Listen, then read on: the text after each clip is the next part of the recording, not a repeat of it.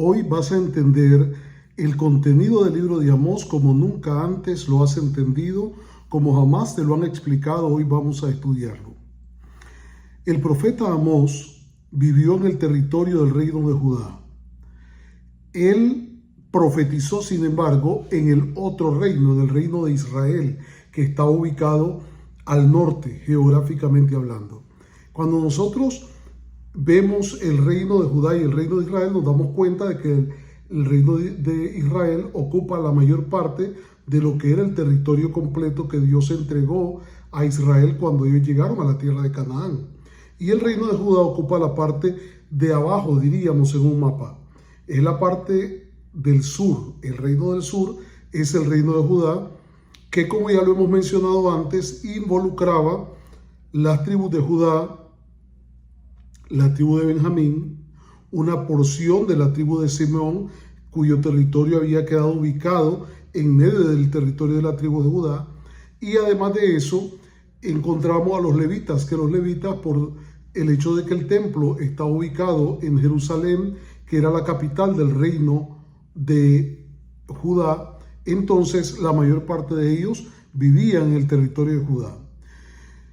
Y hay algo muy interesante, porque el profeta Amós vivía no solamente en el territorio de Judá, sino que vivía en el territorio bastante al sur de Jerusalén, cerca del desierto y cerca de los bosques, en el territorio al sur.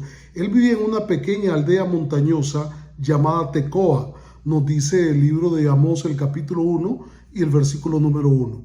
Ahora, el profeta Amós fue enviado a profetizar en el reino de Israel, porque debemos recordar que el reino de Israel llegó una vez que se dividió en el año 931 antes de nuestra era, a establecer Jeroboam I, que fue el primer rey que ellos tuvieron, estableció dos centros de adoración y le dijo a los israelitas que ya no tenían por qué ir a celebrar las fiestas a Jerusalén, sino de que ahora ellos iban a celebrar las fiestas en su territorio. Uno lo estableció en Betel y el otro en Dan. Justamente, de acuerdo a la información que el libro nos da, podemos creer de que el profeta subió en medio de unas festividades, una de estas festividades religiosas mandadas por la ley, pero no mandadas ni en Betel ni en Dan, sino mandadas en Jerusalén. Él sube a Betel. Su profecía, ¿cuándo fue dada? Fue dada más o menos entre el año 760 y el 750 antes de nuestra era. Es decir, habían pasado desde la separación de los dos reinos unos 170 años.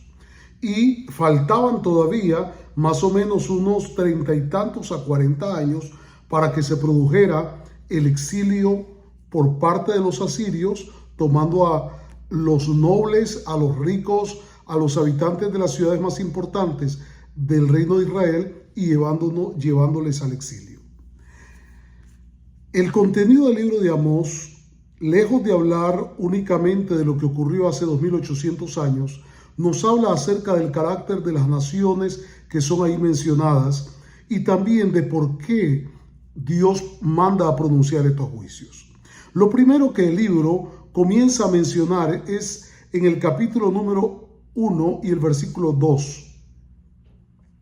Es una declaración que nosotros hoy la leemos y a lo mejor pues no nos resulta muy significativa, pero dentro del contexto de lo que está ocurriendo, con dos reinos divididos y los dos pretenden servir a Jehová, conste, porque los altares que construye Jeroboam son altares según él para servir a Jehová, pero ahí él también erige unos becerros de oro y Dios manda una y otra vez, como ya vamos a ver, profecías condenando la existencia y la adoración en estos altares. El mensaje del profeta dado en Betel sale tronando a los oídos del pueblo que se reúne para adorar en uno de esos dos lugares establecidos por Jeroboam como lugares alternativos al culto del templo de Jerusalén. El mensaje se presenta en un momento de adoración, muy probablemente durante, como decíamos, una de las fiestas, y el profeta inicia diciendo: Jehová rugirá desde Sión y dará su voz desde Jerusalén. Este mensaje es muy fuerte, porque lo que está diciendo, a ver, comencemos aclarando: Dios no está aquí. Este no es el lugar donde Dios prometió hacer reposar su nombre. Él se encuentra en Sión, en Jerusalén. Su voz va a salir desde ahí. Esta expresión es una expresión que se repite varias veces a lo largo del mensaje de los profetas. Los diversos profetas utilizan este tipo de expresión mencionando de que Dios habla desde el monte de Sión. El mensaje es claro: aunque ustedes se reúnan para hacer culto aquí, el asunto no se trata de hacer culto, sino de adorar a Jehová en el lugar donde Él decidió morar. Por eso el mensaje se repite nuevamente después de que en los primeros 2 capítulos del libro se señalan los pecados principales que el pueblo está cometiendo y por los que Dios está enviando el mensaje de amonestación a través del profeta, un mensaje de advertencia. Vuelve a repetir el hecho de que Dios mora en Jerusalén. Amós capítulo 3 versículo 14. Que el día que castigue las rebeliones de Israel, castigaré también los altares de Betel, y serán cortados los cuernos del altar y caerán a tierra. Nos dice Amós 3:14.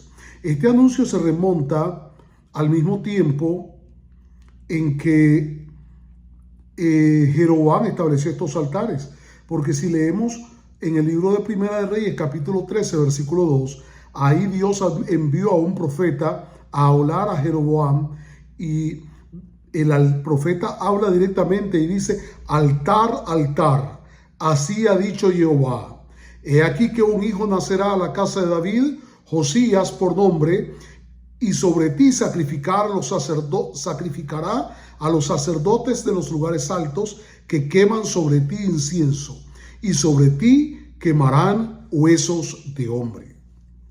También, después, en días posteriores al profeta Amós, cuando se produce el exilio asirio, se dice en el libro de Segunda de Reyes, capítulo 17, versículo 9: y los hijos de Israel hicieron secretamente cosas no rectas contra Jehová su Dios, edificándose lugares altos en todas sus ciudades, desde las torres de los atalayas hasta sus ciudades fortificadas.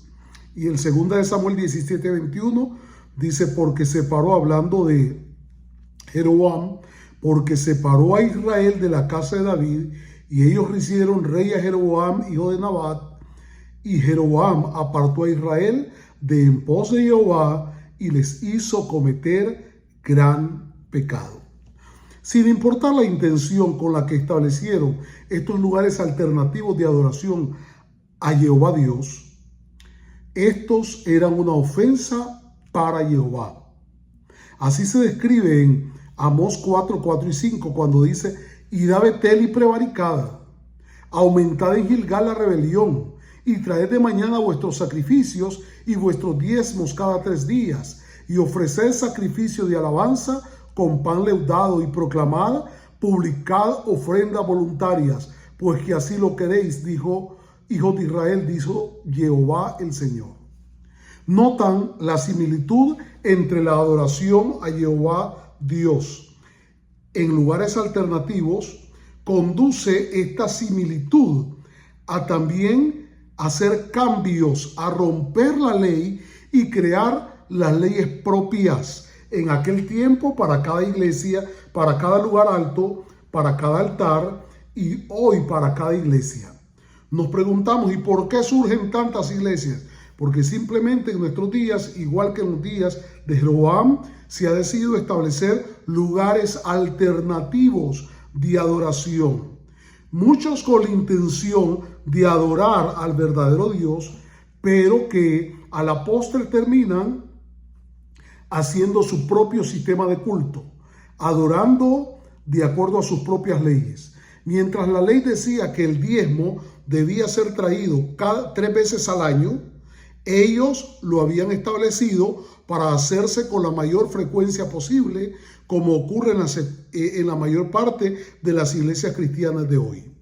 El establecimiento de ofrendas voluntarias al antojo de los líderes es otro elemento señalado por Dios como característico del culto pagano que se celebraba antes en Betel y Gilgal y hoy en el salón de cada iglesia o lugar de reunión alrededor del mundo, siguiendo los dictados de la conveniencia o el consenso entre los que se reúnen a adorar, creando sus propias leyes.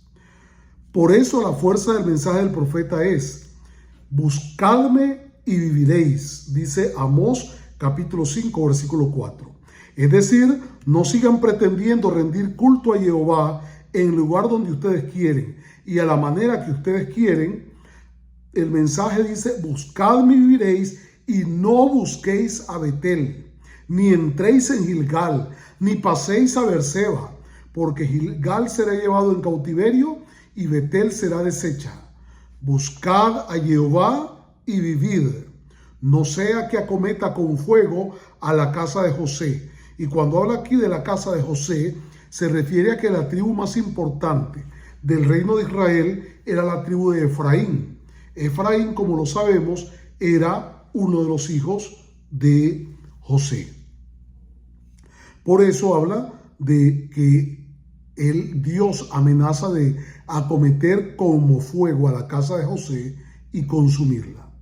Hoy la multitud de religiones alrededor del mundo que pretenden buscar al verdadero Dios no son otra cosa sino centro de culto pagano, centro de culto alternativo para buscar, según ellos, al verdadero Dios.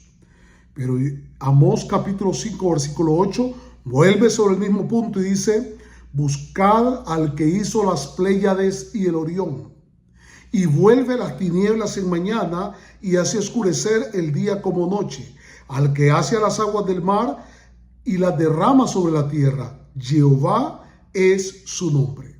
No hay espacio en esta declaración de Amós 5:8 para una Trinidad. No hay espacio para un hijo que también sea Dios. Dios el Todopoderoso es descrito en Isaías capítulo 40, versículos del 12 al 31, y no puede haber nadie que se compare con él. Si usted revisa Isaías 40 del 12 al 31, usted se dará cuenta de que no hay forma de que podamos nosotros comparar a Jesús con el verdadero Dios. Leamos varias de las características que de Jehová se describen aquí en Isaías 40 del 12 al 31. Primero comienza el profeta diciendo: ¿quién midió las aguas con el hueco de su mano y los cielos con su palmo? Con 3 dedos juntó el polvo de la tierra y pesó los montes con balanza y con pesa los collados. He aquí que las naciones le son como la gota de agua que cae del cubo, y como menudo polvo en las balanzas le son estimadas. He aquí que hace desaparecer las islas como polvo. ¿A qué pues haréis semejante a Dios? ¿O qué imagen le compondréis? ¿No sabéis? ¿No habéis oído? ¿Nunca os lo han dicho desde el principio? ¿No habéis sido enseñados desde que la tierra se fundó? Él está sentado sobre el círculo de la tierra. Él extiende los cielos como una cortina, los despliega como una tienda para morar. Él convierte en nada a los poderosos. A los que gobiernan la tierra los hace como cosa vana. ¿A qué pues haréis semejante o me compararéis? Dice el Santo. Levantad en alto vuestros ojos y ved quién creó estas cosas. Él saca y cuenta su ejército. A todas llama por su nombre. Ninguna faltará. Tal es la grandeza de su fuerza y el poder de su dominio. ¿Quién se puede comparar a Jehová Dios? No, No es posible, y la Biblia es muy enfática sobre este punto. Dios no es hombre para que mienta. No es hombre. Que dicen, el hijo del hombre. La expresión hijo del hombre justamente se refiere a el ser humano.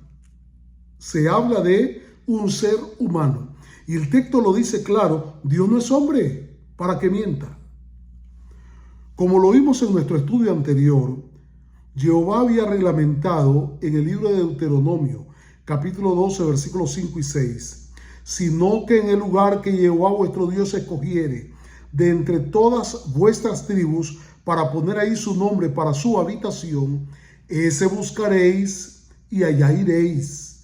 Y ahí llevaréis vuestros holocaustos, vuestros sacrificios, vuestros diezmos y la ofrenda elevada de vuestras manos, vuestros votos, vuestras ofrendas voluntarias y las primicias de vuestras vacas y de vuestras ovejas. Deuteronomio 12, 5 y 6. Siendo que Jehová eligió morar en Jerusalén, como se lo comunicó a Salomón, tal como lo leemos en Primera de Reyes capítulo 6, versículos 12 y 13. Con relación a esta casa que tú edificas, si anduviereis en mis estatutos e hiciereis mis decretos y guardareis todos mis mandamientos, andando en ellas, yo cumpliré contigo mi palabra que hablé a David tu padre, y habitaré en ella en medio de los hijos de Israel, y no dejaré a mi pueblo Israel. Por esto Jehová sentencia acerca de los lugares de adoración alternativos fuera del templo de Jerusalén, diciendo, los lugares altos de Isaac, no importa si estaban ubicados dentro del mismo territorio de Israel, los lugares altos de Isaac serán destruidos, y los santuarios de Israel serán asolados, de acuerdo a Amós capítulo 7, versículo 9. Por tanto, hasta aquí está claro de que el lugar que Dios escogió y el único lugar que Dios permite que se le rinda adoración es el templo de Jerusalén. Siendo de que el templo fue destruido en el año 70 de nuestra era, el día 9 del mes Av, desde entonces no se puede rendir adoración al verdadero Dios.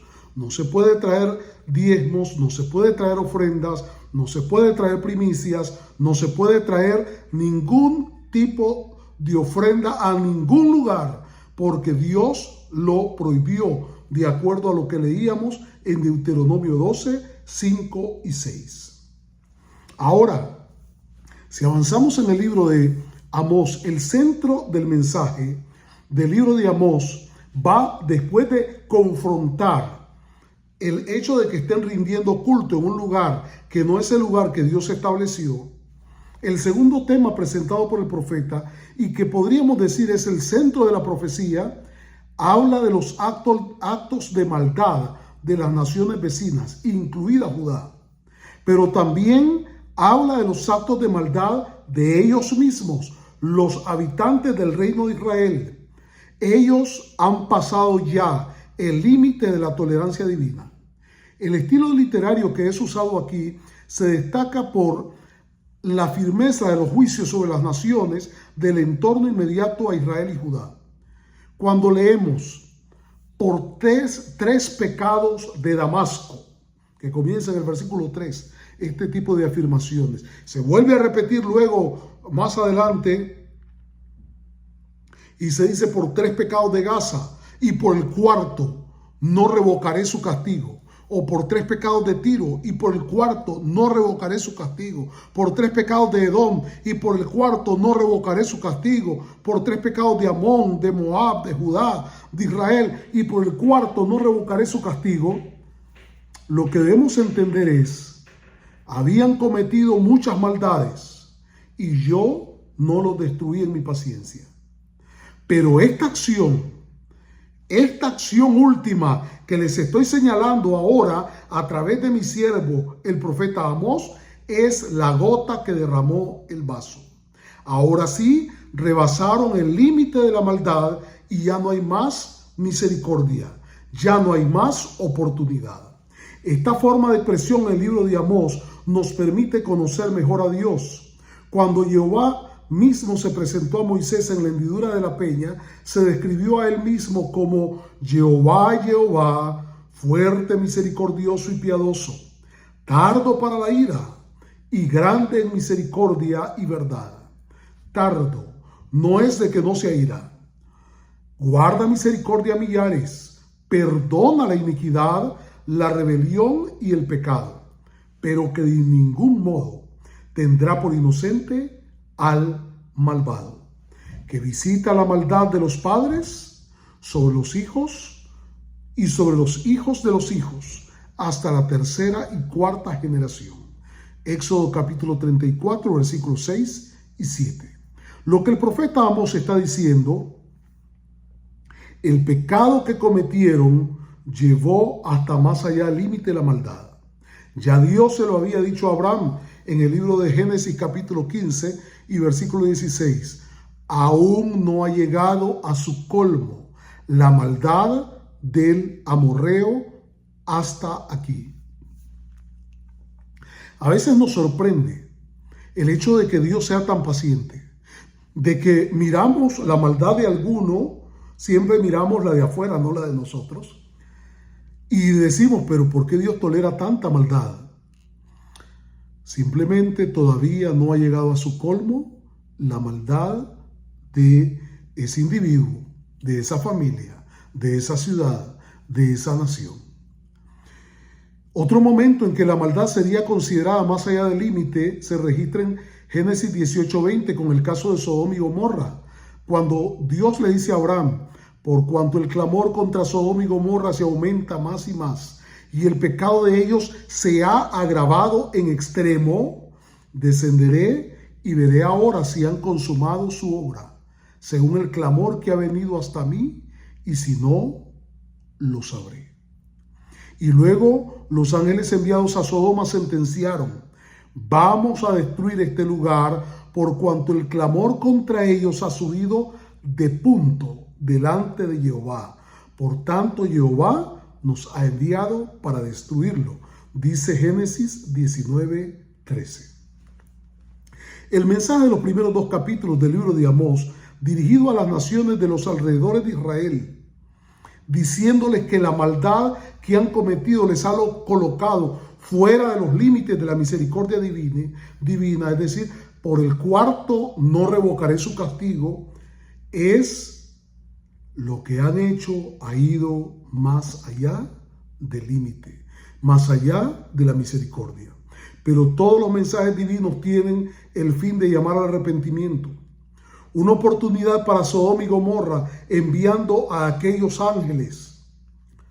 400 años para los amorreos. 40 días para los habitantes de Nínive. Ahora reciben el mensaje Siria, Gaza, Tiro, Edom, Amón, Moab. Los oyentes se escuchan complacidos al oír acerca de los juicios divinos sobre las naciones vecinas que habían mostrado crueldad en la guerra contra los israelitas. En el primer caso dice, por 3 pecados de Damasco y por el cuarto no revocaré su castigo. Simplemente es una forma de expresar la idea con mayor potencia. Es llamativa la estrategia usada en la presentación de los mensajes de advertencia. Primero, los filisteos. Primero Siria, que se encuentra ubicada al norte. Luego los filisteos, que se encuentran ubicados al este, en la franja de Gaza, que hoy de nuevo está en guerra con Israel, a la orilla del mar Mediterráneo. Después de ellos, los amonitas y los edomitas. La franja de Gaza no está al este, está al oeste. Edom y Moab y Amón sí se encontraban ubicados exactamente en la zona, en la región este de Israel. Tiro, también ubicada en el noreste, sobre la costa, en el noroeste, sobre la costa mediterránea del Líbano. Estas naciones actuaron contra Israel con crueldad en la guerra, por lo que los oyentes están complacidos al escuchar al profeta. El profeta dice que la justicia divina va a actuar, pero la justicia divina no tiene nombre. No hay acepción de personas para con Dios. El gozo se convierte pronto en enojo cuando la sentencia ahora se dirige a Judá y luego a Israel, en Amós capítulo 2, versículos 4 y 6. El mensaje de condenación contra Judá es diferente al mensaje de condenación que se da contra las otras naciones. A las otras naciones se les condena por causa de su crueldad. Es más, hay formas de medir diferentes en el juicio divino. A las naciones que no habían recibido la ley de Jehová no se les condena por haber descuidado o desobedecido la ley dada por Dios a Israel, sino por violar los principios básicos de humanidad, por actuar con maldad, por actuar con crueldad, por no mostrar afecto hacia sus hermanos, por ser capaces de menospreciar la vida al abrir el vientre a mujeres embarazadas solamente con el propósito de poseer otro pedazo de tierra. Son los mismos pecados que vemos hoy de las naciones mientras combaten entre ellas o cuando combaten al mismo Israel de antaño. Por poseer un pedazo de tierra fértil, Rusia invade Ucrania y hay miles de muertos. Los secuestros y asesinatos que se realizaron contra los israelitas en 2023 por parte de Hamas es otra muestra de la crueldad en la guerra. Hay que cuidar también de que Israel no pase el límite de la línea actuando con crueldad también ellos en la guerra, porque Dios no hace acepción de personas. Los pecados de las otras naciones tienen que ver entonces en el versículo 3 con la crueldad, versículo 6 y capítulo 2, versículo 1, con la maldad con que actuaron. Capítulo 1, versículos 9 y 11, la renuncia al afecto natural. Pero el pecado por el cual es señalado Judá es porque menospreciaron la ley de Jehová y no guardaron sus ordenanzas. Esto nos enseña que el justo juicio de Dios no implica que todos somos juzgados por igual, sino según el conocimiento que hemos recibido. Judá es el depositario de la ley en el templo y a ellos se les juzga como habiendo pasado el límite por haber dejado de mostrar aprecio y obediencia a la ley y haber dejado de poner en práctica sus ordenanzas. Pero a las naciones que no reciben la ley se les condena por acciones que todos pueden juzgar como llenas de maldad. No mostrar afecto al hermano, sino guardarle rencor todo el tiempo y actuar con maldad contra ellos. Esa es una de las condenas de acuerdo a Amós 1:11.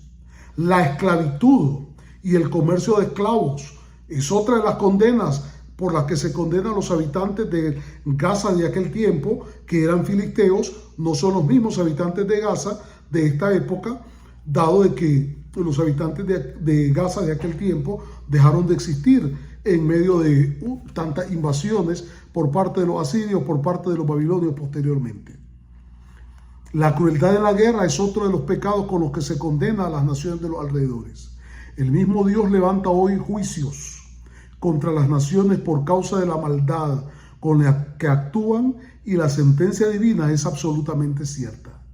Unos 20 años después de que la profecía fue dada, Damasco cayó en manos de Asiria entre los años 733 y 732 antes de nuestra era. Entre el año 720 y 715, Gaza cayó a manos de Asiria también. Tiro sufrió ataques asirios en el siglo VII y luego ataques babilonios entre el 586 y el 573 antes de nuestra era. Amón fue sometida por Asiria en el 720 antes de nuestra era. Moab cayó a manos de Asiria entre el 715 y el 712 en cumplimiento de las profecías del profeta Amós. Edom fue conquistada por Babilonia, igual que lo fue Judá hacia el siglo VI antes de nuestra era. Vemos entonces cómo en forma exacta se cumplieron las profecías enviadas a través del profeta Amós, anunciando de que habían llegado a su límite. Y noten, aunque habían llegado a su límite, la profecía no se ejecuta de inmediato.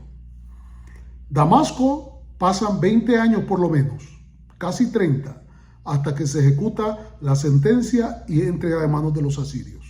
Gaza pasan 40 años a 45 antes de ser entregada después de que la profecía es dada. Tiro pasan todavía 2 siglos antes de que, casi 2 siglos antes de que fuesen entregados en manos de los babilonios. Amón, 40 años pasan antes de que se cumpla la profecía enviada a través del profeta Amós. Moab, 45 años más o menos. Y Edom, casi 200 años de espera antes de que la profecía se cumpla. Hoy las naciones y los individuos ignoran que son los juicios de Dios los que se manifiestan mediante las pandemias, las guerras, desastres naturales y hambrunas. A Israel se le señala de cometer injusticias en el trato con los débiles, abuso hacia los justos, los pobres, los humildes, maldad sexual, permitiendo y practicando relaciones sexuales incestuosas. El mismo hombre se acostaba con la mujer con la que se acostaba su padre y practicando todo tipo de los pecados que se prohíben, relaciones sexuales con parientes cercanos en Levítico capítulo 18. El texto hace una lista: atesoran rapiña y despojo en sus palacios, dice el capítulo 3 versículo 10 de Amós. Oprimen a los pobres y quebrantan a los necesitados, de acuerdo a lo que el profeta Amós les dice en Amós 4:1. Convierten en amargura el juicio y la justicia echan por tierra, según Amós 5:7. Aborrecen al reprensor, no les gusta que le llamen la atención, y al que habla lo recto lo abominan, según Amós 5:10. Abusan del pobre, reciben de él cargas de trigo, afligen al justo, reciben cohecho en los tribunales, y en los tribunales hacen perder las causas del pobre, según el 5:11. Convierten el juicio en veneno y el fruto de la justicia en ajenjo, según el 6:12 de Amós. Viven cómodamente y han creado seguridad a partir de sus redes de amistades, que está compuesta por gente malvada, de acuerdo a Amós 6:1.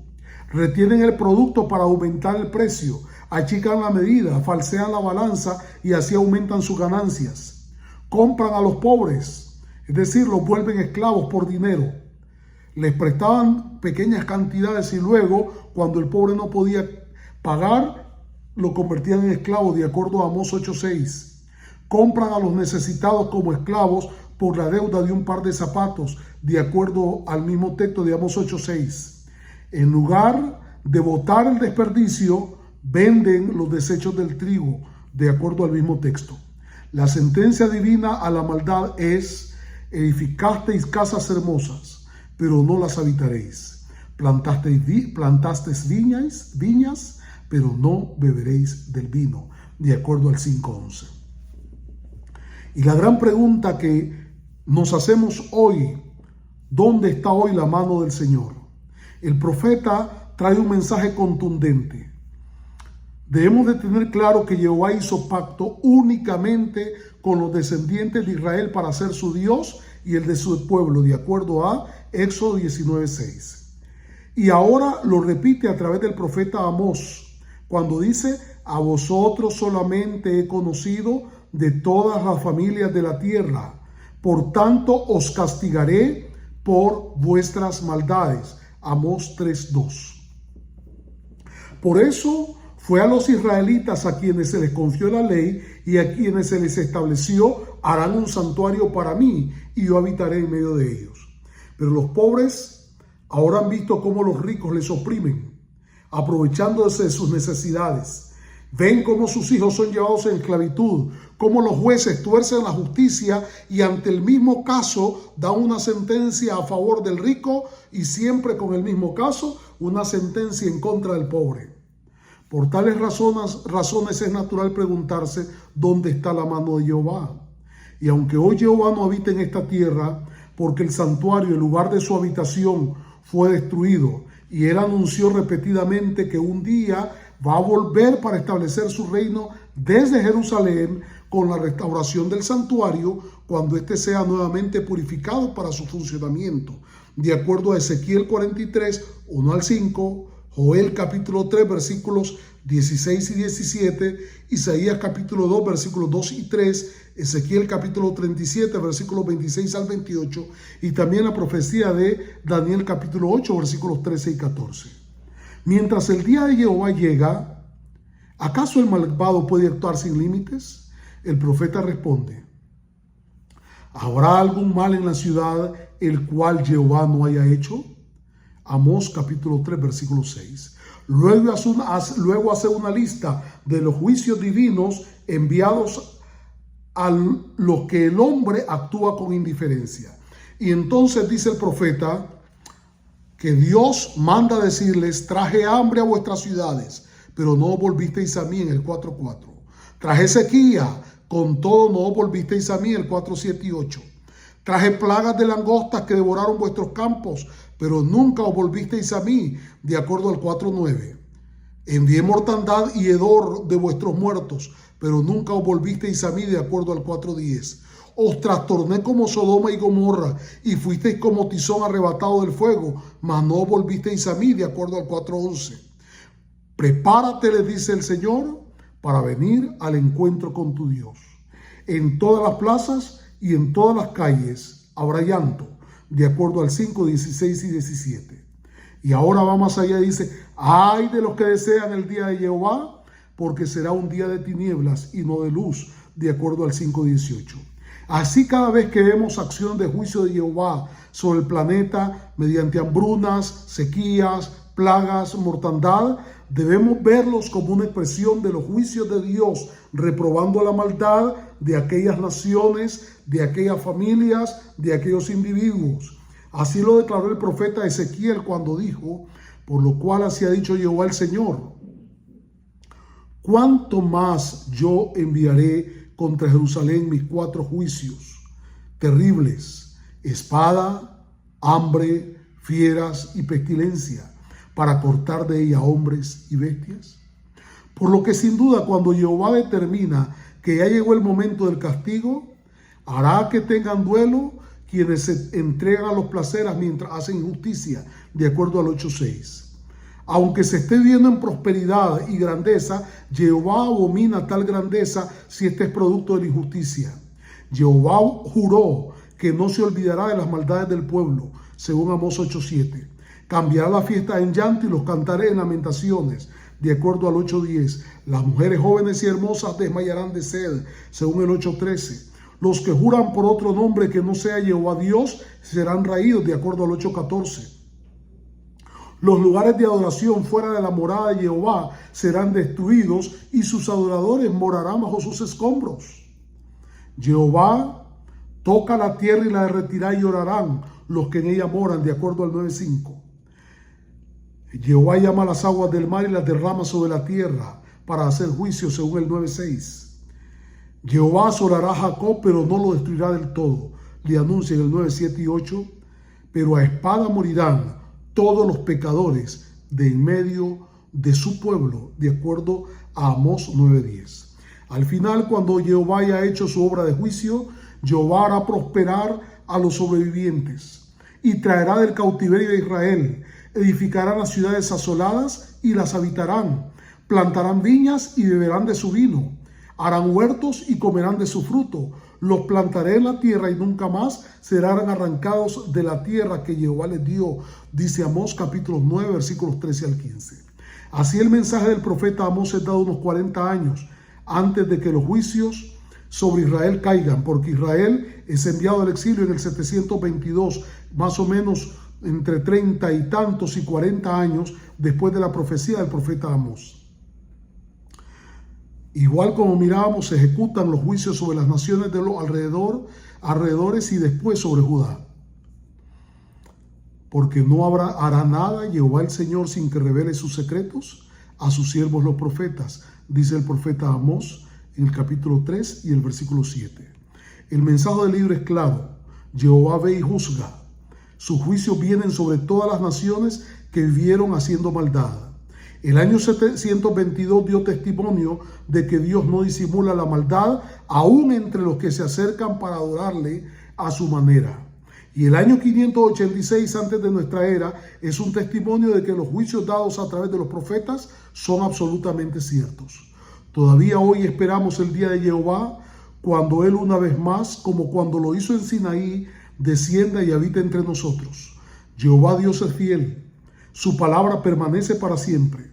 Aunque quienes oyeron el mensaje no lo vieron cumplido en sus días, hoy vemos a Israel de regreso en su tierra, y muy probablemente varias generaciones después de que nosotros descansemos, verán una vez más que Jehová desciende, juzga y reina para siempre, cuando se cumpla lo anunciado por los profetas, tal como lo recoge entre otros el profeta Isaías. Acontecerá en los postreros de los tiempos, que será confirmado el monte de la casa de Jehová como cabecera de los montes, y será exaltado sobre los collados, y correrán a él todas las naciones. Y vendrán muchos pueblos y dirán: venid y subamos al monte de Jehová, a la casa del Dios de Jacob, y nos enseñará sus caminos, y caminaremos en sus sendas. Porque de Sión saldrá la ley, y de Jerusalén la palabra de Jehová, de acuerdo a lo registrado en Isaías capítulo 2, versículos 2 al 4, y repetido por el profeta Miqueas en Miqueas capítulo 4. El mensaje dado a través del profeta Amós corre a través de la historia y hasta nuestros días y más allá. Nos alcanza y nos trasciende. Estamos viendo nosotros hoy su cumplimiento en nuestros días. Dios te guíe a poder disfrutar de sus promesas, y Dios te ayude a poder poner atención a sus amonestaciones para que sus juicios no vengan en tu contra. Dios te bendiga.